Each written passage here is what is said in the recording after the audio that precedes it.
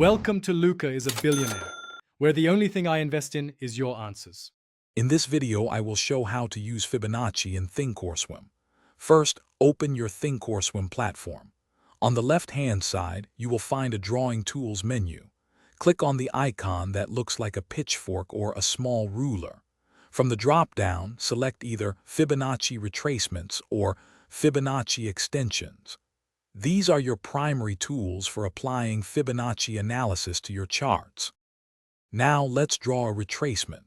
Find a clear price swing on your chart. If it's an uptrend, click at the swing low and drag your mouse up to the swing high. For a downtrend, start at the swing high and drag down to the swing low. Release the mouse, and Thinkorswim will instantly display the standard Fibonacci retracement levels, such as 38.2% and 61.8%.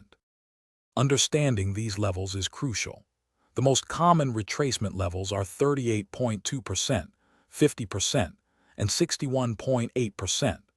These often act as areas where price might find support or resistance before continuing its trend.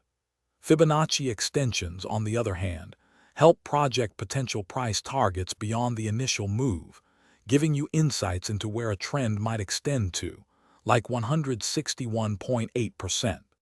You can easily customize your Fibonacci tool. Simply right-click on the drawn lines to open the settings. Here, you can change colors, line styles, and even add or remove specific levels to suit your trading style.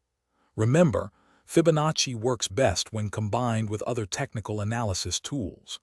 Practice drawing these on various time frames to become proficient and integrate them effectively into your trading strategy. Thanks for watching and please subscribe. It's the best investment you'll ever make.